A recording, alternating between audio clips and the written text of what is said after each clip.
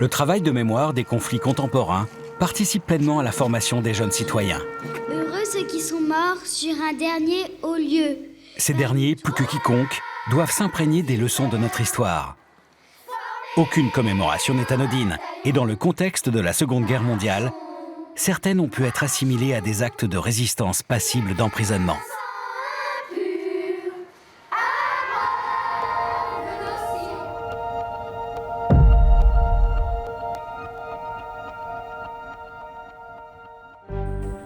Automne 1940, le régime du maréchal Pétain choisit la collaboration avec l'Allemagne nazie.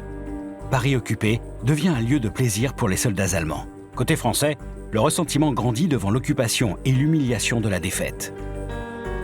Mais c'est la poignée de main entre Hitler et Pétain à Montoire qui va choquer de nombreux Français et alimenter les doutes sur la politique du maréchal.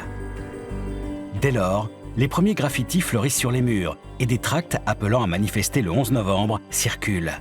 L'arrestation le 30 octobre du professeur Paul Langevin, éminent scientifique, fondateur en 1934 du comité de vigilance des intellectuels antifascistes, accroît encore le trouble dans les milieux universitaires.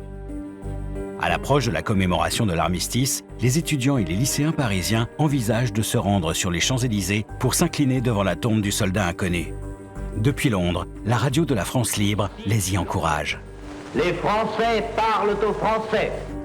Conscient de cette colère sourde, le gouvernement de Vichy décide à titre préventif d'annuler le traditionnel jour férié du 11 novembre. La police va même vérifier que les étudiants sont en cours. Tout semble normal, en tout cas en apparence. Pourtant, tout au long de la matinée, des gerbes anonymes sont déposées au pied de la tombe du soldat inconnu. Petit à petit, des attroupements se forment. Vers midi, les premiers heurts éclatent. La police procède à l'arrestation d'une centaine de jeunes qui huent Pétain, Laval et Hitler. À 18h, des milliers d'étudiants convergent vers les Champs-Élysées avec des bouquets de fleurs, des cocardes et des drapeaux. Ils narguent les soldats de la police militaire allemande en entonnant la Marseillaise. Il faudra le recours aux armes pour les évacuer.